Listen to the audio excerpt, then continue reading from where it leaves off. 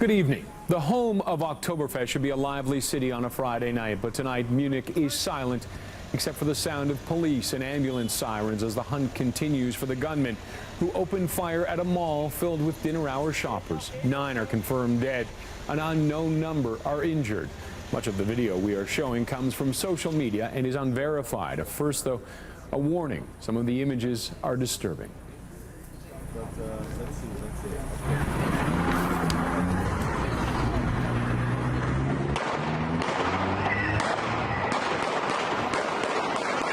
It is a surreal scene. People fleeing the mall pass within feet of one of the shooters, who then opens fire with what appears to be a handgun. It's still not known if any of them were hit, but there is fear the death toll will rise.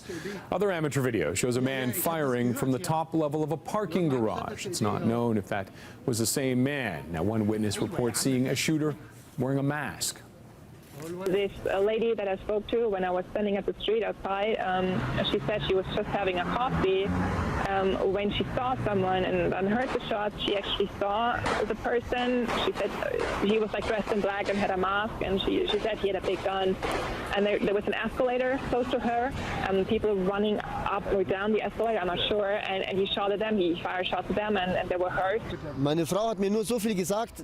wife has just told me over the phone that they suddenly shut all the doors because shots were heard, and they all escaped into a safe room.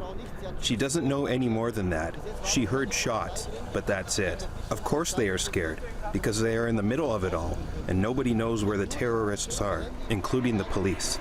Of course she is unbelievably scared. That's obvious. Investigators are still working to determine if the 9th person found dead is a victim or one of the gunmen. Now, Munich has virtually been shut down. Transit is not running, and police have been called in from neighboring cities and even Austria to help hunt down the killers.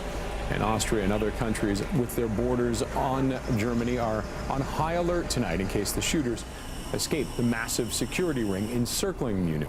Leaders around the world are speaking out against this latest violent act to rock Europe. If it seems very likely this is another terrorist incident, then I think it proves once again that we have a global phenomenon now and a global sickness that we have to tackle both at source in the areas where the cancer is being incubated in the Middle East, but also, of course, around the world. Our hearts go out to those who may have been injured. It's still an active situation, and Germany is one of our closest allies, so we are going to pledge all the support that they may need in dealing with these circumstances. Tonight, Germany's Minister of State for Europe, Michael Roth, telling his country that fear must never triumph over freedom and that he is mourning the victims of Munich and sympathizing with their families.